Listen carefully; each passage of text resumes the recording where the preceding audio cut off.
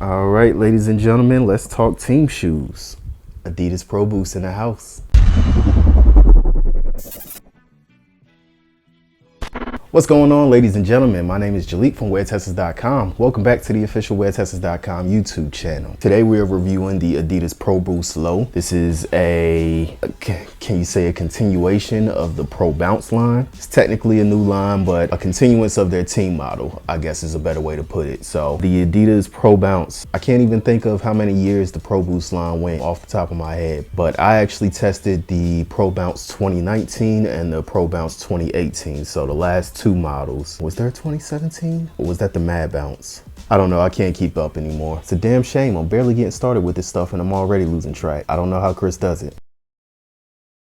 I am a little sad that the Pro Bounce line looks like it might be done or on pause, but I'm also interested to see how the new Pro Boost line is. There's some interesting stuff going on with this silhouette, and as far as, you know, missing a Pro Bounce, I mean, I guess if I'm looking for that Pro Bounce type experience in the future, I mean, to this point we have Donovan Mitchell's signature line, which in my opinion is very similar to the Pro Boost line. So, Pro Bounce line. Whew, it's gonna be a long video. So from that perspective, I guess I can kind of understand, you know, you want to differentiate your team models from the signature models somewhat in some type of capacity. So that's what we have here with the Pro Boost. It looks like it's also weird to say Pro Boost, not because of the Pro Bounce line and getting those mixed up, but I'm pretty sure there's a different Adidas model named Pro Boost, or maybe it's just, I don't know.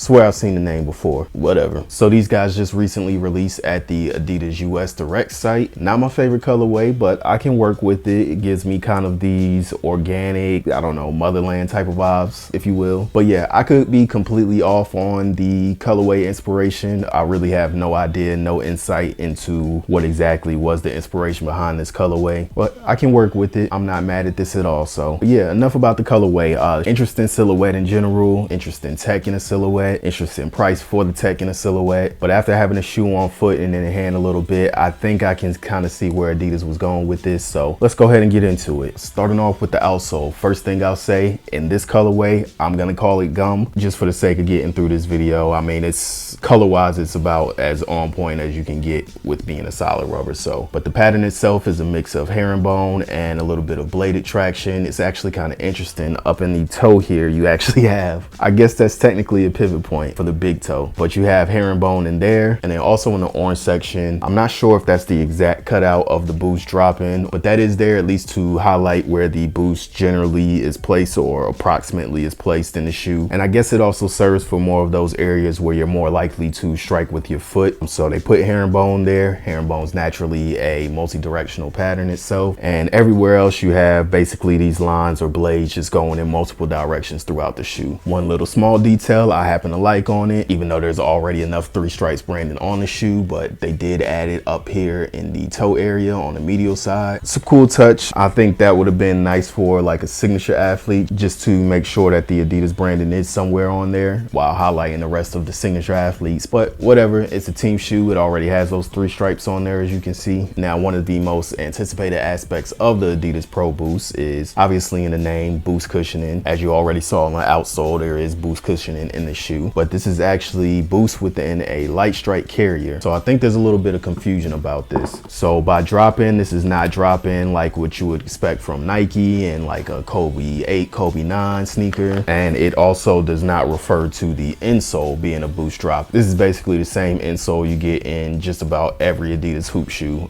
these days. So the boost itself is dropped within a light strike carrier, and then the Strobel goes on top of it. So what I was trying to show there, in case you couldn't see, was the Strobel cutout, showing that there is boost cushioning in the shoe. It's just not directly underfoot. You have the liner, and then you have the Strobel board, of course. And the Strobel is just like a typical nylon Strobel. Now, as far as the feeling of the cushion goes, just from initial wear, I can tell there's boost there. I can feel the boost, and it does seem for the most part to go full length in the shoe, but it's not quite one of those immediate like boost feelings like something like the Crazy BYWX, like the heel of that. It's not a boost feeling like that. It's probably closer to the forefoot of this guy. It's not like the BYWX 2.0 where you can kind of feel that one full length pretty easily. I swapped out pairs on those, by the way. I got a black pair in my true size. So that's just a tidbit in case I am actually able to get a performance review done on those before the year ends, or whatever all of this stuff ends. But yeah, it's more of a firmer boost feel. I actually don't know if it's a firmer boost setup or if it's just a thinner boost setup, but you get a lot of court feel in these, and my hope is that it'll be a good blend of both court feel and impact protection when you need it. So we'll have to see how things go with that. Maybe some break-in is needed, maybe it won't break in at all. It's just gonna stay this way. I don't know, TBD. And then as far as the light strike carrier goes, I mean, from the touch, it feels like a typical light strike. Dames,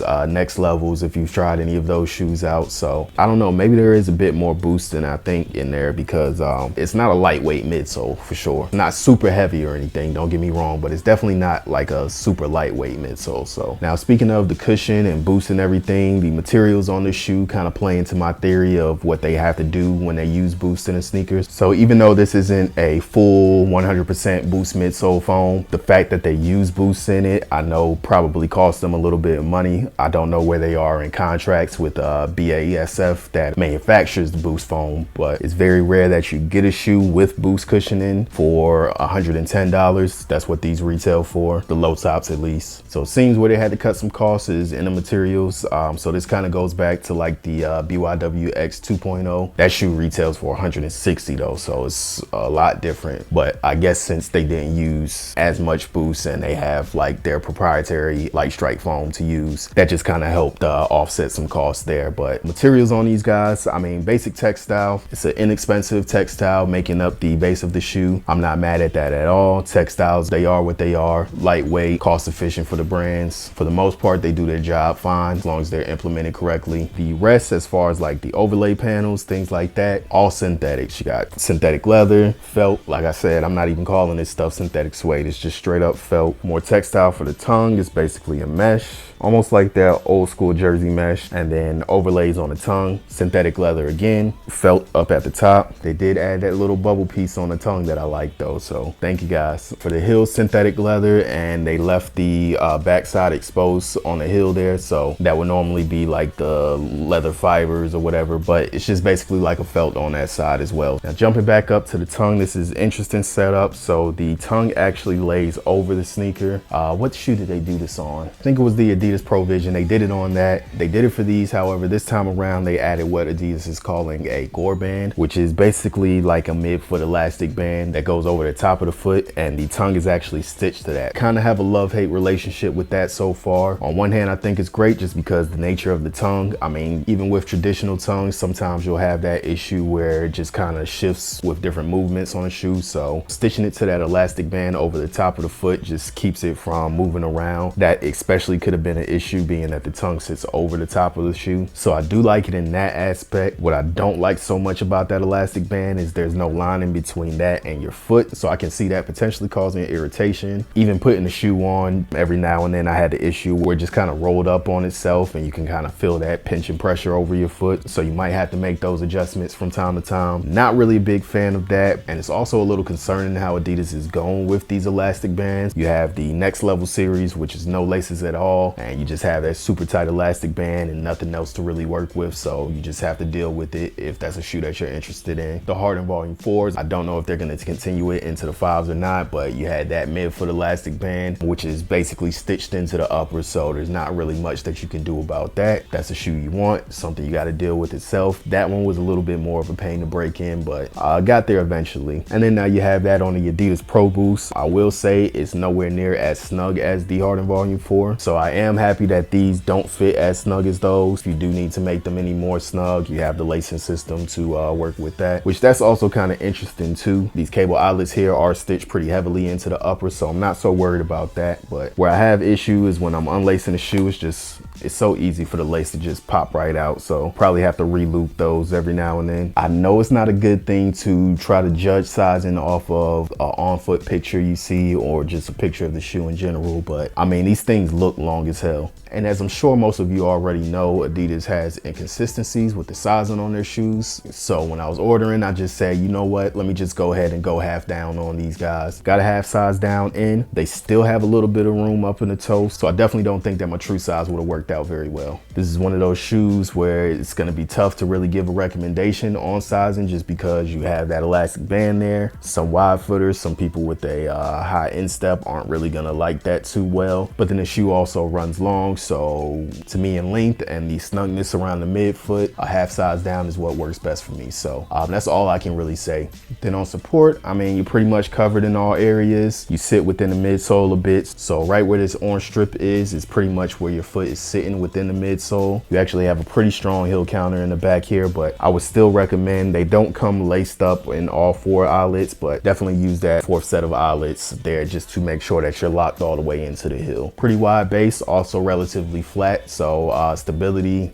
shouldn't be really much of an issue. I don't know what type of shank, if any at all, is used in the midsole, but it seems like there's enough torsional support, enough rigidity there where it shouldn't be too much of an issue. So that's about gonna do it on these guys. This is the Adidas Pro Boost. This colorway is out right now for $110 at Adidas US direct site. If you're interested in checking out or possibly purchasing, we'll leave a link down in the description box below where you can check all of that out. Thank you guys so much. I hope everyone is doing safe out there, taking care of each other as always. And until the next one, get out of the way, shoe. I gotta do this. Leap out.